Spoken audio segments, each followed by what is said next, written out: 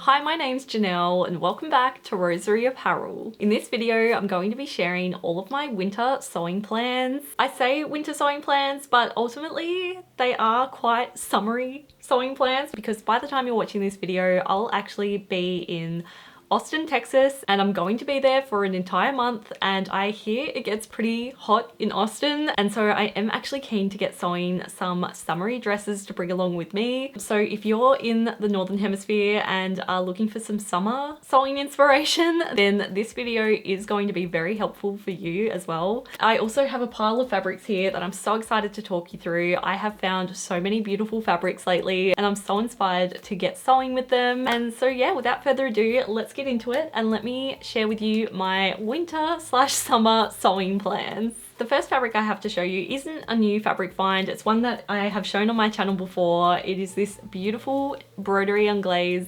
cream fabric that I picked up in Japan. I recently made a dress out of this fabric. I'll have the link to the tutorial down in the description below if you'd like to make a dress similar for yourself. But I ended up having a whole heap of this fabric left over, which I was so happy about because it's honestly one of the most beautiful fabrics I've ever worked with. And what I hope to make from the leftover fabric is another one of my Japanese sewing patterns that I have in this book here. I also recently shared my first attempt at making a pattern from one of these books, and it turned out way better than I was expecting. So I'm really excited to have another go and again share the whole process on this channel. I think from this fabric I really want to try and make this blouse on the front of this book. It's just such a beautiful design. It's got a really high neck and also incredibly beautiful puffy sleeves with a bit of a gathered detail across the bust. I think this kind of blouse would be a beautiful way to use up the last bit of this fabric,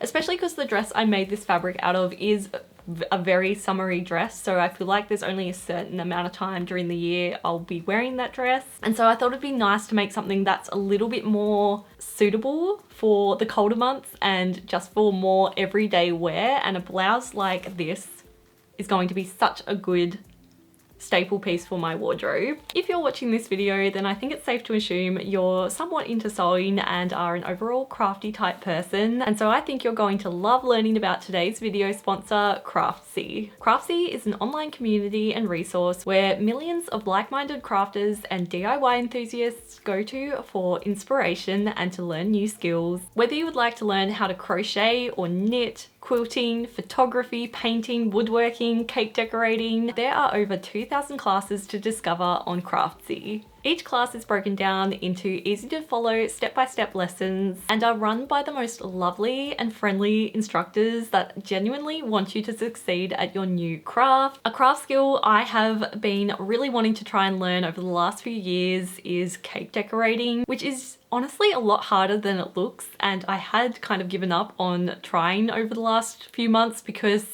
I was feeling a bit discouraged by how difficult it was, but then I discovered a class on Craftsy called Baking, Buttercream and Beyond by Joshua John Russell, and now I'm inspired to get back into baking and give cake decorating a go again. Something else I'm really excited to explore on Craftsy is their range of gardening classes. I'm really excited to start my own edible garden soon, and as someone who knows absolutely zero about gardening, it is so handy to have a resource like Craftsy where I can go to and learn all about gardening completely from scratch. So if you're excited to learn some new crafts too, then the first 1,000 people to click the link in the description below this video will receive a full year of premium membership to Craftsy for only $1.49.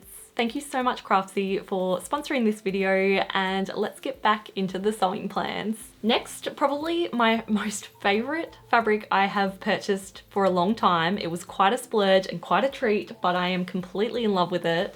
It is this gorgeous Floral Liberty fabric. It is just a black cotton fabric with the most lovely orangey peach flower design all over it, and if you've worked with Liberty fabric before, you will know just how beautifully soft it is and yeah, it's expensive for a reason. It is such good quality fabric. I decided to buy this fabric as a little treat for finishing the clover pattern, and I was very much inspired by Charlie Prangley, who recently made a pansy dress out of this fabric. I completely fell in love with it, and as soon as she posted this photo, I went online and tried to source some fabric like this for myself, and I'm so excited I managed to find some. And I'll leave the link in the description below if you did want to pick some up for yourself. But yeah, look at Charlie's pansy dress. It is just such a dream. I am tempted to have a go at making the pansy dress out of this fabric too, but I also picked up a different sewing pattern that I'm really excited to make, and I think this is going to be the perfect fabric for it. And that is the Willow pattern by Rosie Caldwell. It is just such a beautiful sewing pattern. It is also Rosie's first sewing pattern as well, so it was really exciting to be able to support her and purchase the pattern, and I'm so excited to sew it up. It is stunning.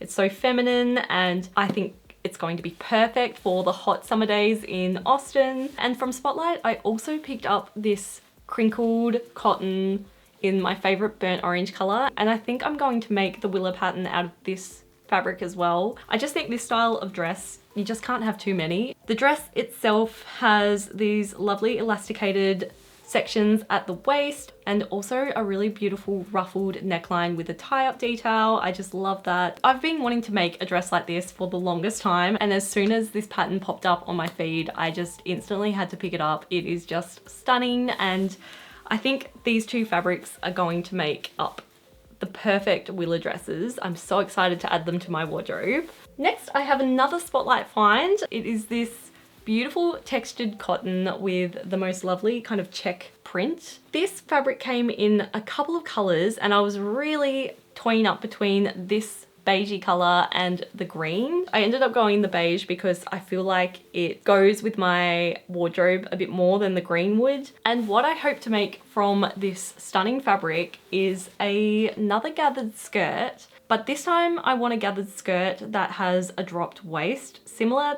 to this dress here by Molly Goddard. I have noticed recently that a dropped waist is very much on trend at the moment. Pretty much all of the different fashion labels I follow have some variation of a dropped waist, whether it's a skirt or a dress, and I have kind of completely fallen in love with the idea, and I really want to make a really beautiful dropped gathered waist skirt in this fabric. I'm thinking like quite a midi length, and I feel like it will also be a really nice kind of pattern hack of my latest clover pattern. I'm really excited to give it a try. There's also this dress here by Amlol in a very similar fabric to this one. So if I have some leftover fabric after making the Willow dress, I may even potentially make a gathered drop skirt out of this fabric as well, because just look how beautiful this is. It is just something a little bit different as well. Obviously, I'm a huge fan of the gathered skirt, but just to have a fun, different variation of my go-to gathered skirt would just be a nice thing to add to my wardrobe, I think. So yeah, definitely stay tuned for a tutorial on how to make that soon. I'm actually hoping to film that tutorial this week because I'm just so keen to give it a try, and I think it's going to be such a fun skirt to make. Next, I have this black fabric, which I don't know if you can see on camera. It might just look like a plain old black fabric, but it's actually a broderie anglaise. I love a textured fabric, and broderie anglaise is just one of my all-time favorites. Also, as you can see, I have a bit of a black theme going on in this video. I have never really been someone that's been drawn to wearing black, but lately I am so drawn to it. I think it's all thanks to this pinafore dress that I'm wearing. As soon as I made this, I just felt like I needed more black items in my wardrobe. I absolutely loved how it turned out. I actually like how black looks on me as well. I don't care much for color analysis and whether or not it is my color. It probably isn't. I don't care. I really enjoy wearing black at the moment, and I'm going to add some new black items to my wardrobe. So when I saw this broderie anglaise fabric at Spotlight, I decided to pick up a fair bit of it. I was in two minds actually for this dress. I was either considering making another pansy dress, like a long sleeve, long skirt pansy, because that is just my classic go-to dress to wear over the winter months with my Doc Martens and a coat or a cardi over the top. It's just such an easy go-to outfit, and I again have recently just been tagged in a lot of other people making the pansy pattern, and they have been making it out of black fabric, and every time I see it I comment, you've inspired me to make a black one now because it just looks so good. So I'm either going to make a pansy dress out of this, or I'm going to go the complete opposite and make a super summery dress similar to this one here, again by Molly Goddard. I'm super inspired by Molly Goddard at the moment, apparently. I love this dress. I love an opened back dress at the moment. I just think it is so beautiful, and especially in Austin where it's going to be like 40 degrees Celsius. I feel like an open back is going to be very much needed. This dress also has that dropped gathered waist that I'm really into at the moment, and it also has some cute ruffle details, which I think for such a somewhat plain fabric could be a really nice way to add some extra detail to this dress. I don't know, it's just such a simple but beautiful dress, and I feel like it would also be a really fun dress to make. A bit of a challenge, but in a good way. I was also really inspired by this dress here, worn by Elsie Larson. This is a reel, so I'm just holding it so you can see the back of this dress as well. But it's again an open backed dress with kind of like a tie-up detail at the back, which I really like. And I also like how this one has a bit of a different vibe in the skirt. So whether or not I could find some mesh fabric, I have a whole heap of lace fabric I've been wanting to use for a project that I still haven't done, but maybe I could dye those lacy tablecloths black and have like a bit of a different texture in the skirt. And the last fabric I have to show you is this stunning vintage bedsheet. I was actually kindly sent this bedsheet from one of my viewers called Nikki, who lives in New Zealand. Thank you so much, Nikki. Again, if you're watching, I am completely in love with this bedsheet. It's a really beautiful stripe design with the cutest little vintage floral print. It's also got this lovely little posy tied up with a bow, which I'm completely in love with. I am definitely going to make myself a dress out of this fabric. I just think it is so pretty. And what I hope to make out of this beautiful fabric is this vintage McCall's pattern that I picked up recently. It's McCall's 6444, and it's this really stunning pleated dress.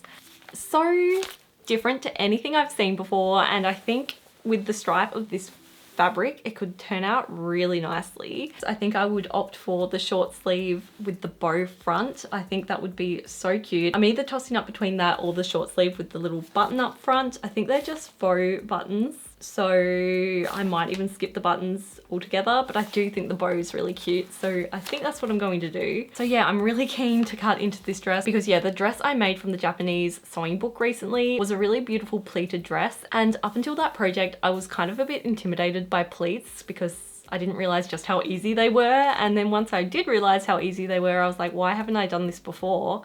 And so now I'm keen to add more pleated items into my wardrobe. And lastly, I have a quick little knitting project that I have planned. I picked up these new shades by Bendigo Wooler Mills.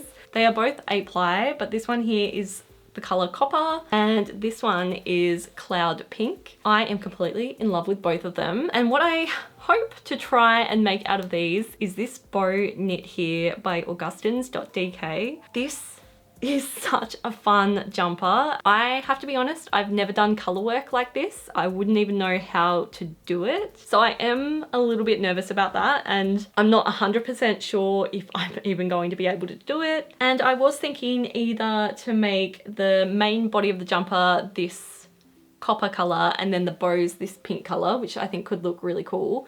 Or alternatively, I was thinking I might make the jumper a very similar like beige color like this, and then alternate the bow color, these two.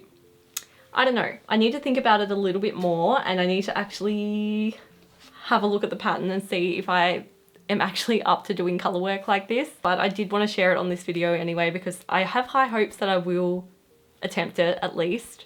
And I wanted to share the pattern too because I feel like it's so beautiful. So if you're into knitting, you might be interested in giving it a try. But yeah, that is all of my winter sewing plans. I am so excited to head on over to Austin and to make some beautiful summery dresses to bring along with me. Like I said, I'll be there for about a month because Matt has to go over there for work, and I was just lucky enough to be able to go along with him. And I would also love to know which of these sewing plans you're most excited for. I'll be sure to document all of them on this channel So yeah, definitely stay tuned for that, and make sure to subscribe if you're not already, if you did want to see when all of the videos for all of these different projects go live. And yeah, thank you so much for watching this video until the very end, and I'll see you in the next one.